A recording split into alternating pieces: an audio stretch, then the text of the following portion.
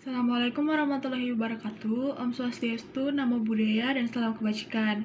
Kami dari kelompok 8 dengan anggota Island dengan NPM 2351078, Feni dengan NPM 2351049, Jolin dengan NPM 2351040, Sela dengan NPM 2351069 akan menyampaikan hasil dari pemikiran kami dalam bentuk PowerPoint untuk tugas ujian kami dengan dosen pengampu Ibu Nur Hadiati SHMH dengan mata kuliah Ilmu Negara.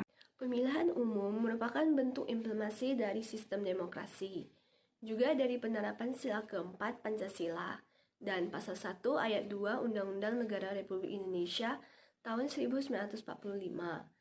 Pemilu merupakan mekanisme untuk memilih wakil rakyat di badan eksekutif maupun legislatif di tingkat pusat maupun daerah. Salah satu ukuran dalam menilai suksesnya penyelenggaraan pemilihan umum adalah partisipasi politik yang diwujudkan dengan pemberian hak suara oleh masyarakat yang telah mempunyai hak pilih. Boleh dikatakan bahwa semakin tinggi partisipasi masyarakat dalam pemilihan umum itu lebih baik. Sebaliknya, tingkat partisipasi yang rendah pada pemilihan umum dianggap sebagai tanda yang kurang baik, karena dapat ditafsirkan bahwa banyak warga tidak menaruh perhatian terhadap negara. Pemilihan umum penting untuk diselenggarakan secara berkala, disebabkan oleh beberapa hal. Yang pertama, pendapat atau aspirasi rakyat mengenai berbagai aspek kehidupan bersama dalam masyarakat bersifat dinamis dan berkembang dari waktu ke waktu. Yang kedua, disampingkan pendapatan rakyat yang berubah dari waktu ke waktu, kondisi kehidupan bersama dalam masyarakat dapat pula berubah dikarenakan dinamika dunia internasional atau faktor dalam negeri sendiri, baik faktor eksternal maupun faktor internal. Yang ketiga, perubahan-perubahan aspirasi dan pendapat rakyat juga dapat dikemungkinkan terjadi karena penambahan jumlah penduduk dan rakyat yang dewasa, terutama para pemilih baru, belum tentu mempunyai sikap yang sama dengan para orang tua mereka sendiri. Yang keempat, pemilihan umum perlu diadakan secara teratur untuk maksud menjamin terjadinya pergantian kepemimpinan negara, baik dari cabang kekuasaan eksekutif maupun legislatif. Apa itu pemilu? Pemilu atau yang biasa kita singkat dengan pemilihan umum adalah proses demokrasi untuk memilih wakil rakyat atau penjabat pemerintah secara langsung oleh warga negara. Pemilihan umum merupakan mekanisme penting dalam sistem demokrasi modern yang memungkinkan rakyat untuk berpartisipasi dalam menentukan kepemimpinan dan kebijakan negara. Mengapa kita harus memilih dalam pemilu? Karena partisipasi masyarakat sangat penting dalam membangun demokrasi yang kuat dan stabil. Partisipasi dalam pemilu merupakan hak dan kewajiban setiap warga negara yang harus dilaksanakan. Dalam pemilu, masyarakat memiliki kesempatan untuk menentukan arah dan kebijakan negara. Partisipasi dalam pemilu sangat penting untuk membangun demokrasi yang kuat dan stabil. Dengan ikut serta dalam pemilu, masyarakat memiliki kesempatan untuk memilih pemimpin yang mereka percayai dapat memimpin negara dengan baik dan memperjuangkan kepentingan rakyat. Selain itu, partisipasi dalam pemilu juga memberikan kesempatan bagi masyarakat untuk menyalurkan aspirasi dan keinginan mereka. Dengan suara yang diberikan, masyarakat dapat memberikan pesan yang jelas kepada calon pemimpin tentang apa yang diharapkan dari mereka. Selanjutnya, cara memastikan diri terdaftar sebagai pemilih. Komisi Pemilihan Umum (KPU) meminta masyarakat untuk mengecek status tersebut secara teknisi, bisa pula melalui situs KPU atau infopemilu.kpu.go.id, atau bisa akses langsung ke cekdptonline.kpu.go.id. Laman ini memiliki antarmuka dan navigasi simpel yang mudah untuk pemilih mengecek nama mereka di DPT sekaligus lokasi TPS saat mereka akan mencoblos. Jadi, pemilih cukup mengunjungi laman tersebut dan memasukkan data-data yang dibutuhkan. Berikut ini adalah langkah-langkah yang bisa Anda lakukan. Yang pertama, kunjungi laman resmi KPU atau klik tuntutan info.pemilu.kpu.go.id. Lalu kedua, pilih cek DPT online. Yang ketiga, akses laman cek dptonline.kpu.go.id.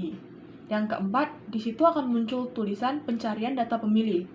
Lalu yang kelima, masukkan data berupa kabupaten atau kota sesuai KTP kita. Dan jangan lupa masukkan NIK yang berjumlah 16 digit di KTP. Lalu, selanjutnya yang keenam, bisa juga melakukan pengecekan dengan memasukkan nama lengkap dan tanggal lahir kita. Yang ketujuh, pastikan seluruh data diri yang tercantum sudah benar. Lalu yang kedelapan, klik pencarian. Kesembilan, jika sudah terdaftar, maka akan muncul nama dan TPU sesuai data yang telah dimasukkan. Kesepuluh, jika data tidak terdaftar, maka akan ada peringatan yang mengatakan data yang Anda masukkan keliru atau belum terdaftar. Jadi, kita harus pastikan data-data yang sudah kita masukkan itu betul. Nah, apabila terdaftar, Anda bisa menghubungi langsung kantor pemilihan umum terdekat ya untuk memastikan sekaligus minta dicantumkan ke daftar pemilih yang tepat. Jika memang sudah memenuhi syarat sebagai pemilih. Jika belum, maka kita bisa langsung menghubungi KPU terdekat. Cara melakukan pindah pilih. Nah, pemilih yang sudah terdaftar dalam daftar pemilih tetap atau DPT dapat mengajukan pindah memilih atau pindah TPS pada pemilu 2024. Nah, bila berada di tempat yang tak sesuai dengan alamat KTP-nya dan KPU sudah mengaturnya pada peraturan KPU nomor 7 tahun 2022 tentang penyusunan daftar pemilih dan dalam penyelenggaraan pemilihan umum dan sistem informasi data pemilih. Nah, tata cara dan prosedur untuk mengajukan pindah memilih. Yang pertama, datang langsung ke panitia pemungutan suara, panitia pemilihan kecamatan, atau KPU kabupaten atau kota.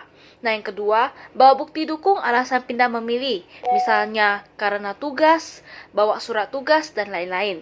Nah, yang ketiga, KPU akan memetakan TPS di sekitar tempat tujuan atau masuk di daftar pemilih tambahan atau DPTB.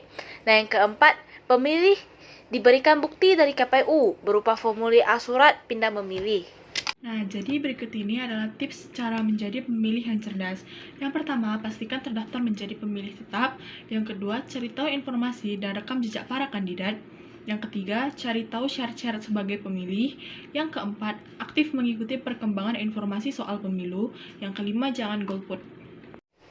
Nah, larangan dalam pemilihan umum, juga himbauan dan mekanisme pelaporan bila ditemukan kecurangan.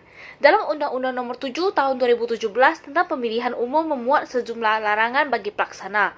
Nah, peserta dan tim kampanye pemilu dalam pelaksanaan kampanye ini seperti menghina, berdasarkan sara, menghasut, dan mengadu domba perseorangan atau masyarakat yang diancam dengan sanksi pidana. Ada 4 cara untuk melaporkan penemuan pelanggaran pada pemilu. Yang pertama, mendatangi dan melaporkan pelanggaran yang tersebut diketahui kepada pengawas pemilu terdekat. Yang kedua, dengan mendatangi langsung ke tempat Bawaslu tiap masing-masing daerah. Yang ketiga, melalui WhatsApp Bawaslu. Dan yang keempat, melalui aplikasi Bawaslu. Nah, selanjutnya merupakan profil Capres dan Cawapres kita pada tahun 2024. Kandidat pertama ada Anies Baswedan sebagai calon presiden dan Muhaimin Iskandar sebagai calon wakil presiden. Kandidat kedua ada Prabowo Subianto sebagai calon presiden dan Gibran Rakabuming sebagai calon wakil presiden. Dan kandidat ketiga ada Ganjar Pranowo sebagai calon presiden dan Mahfud MD sebagai calon wakil presiden.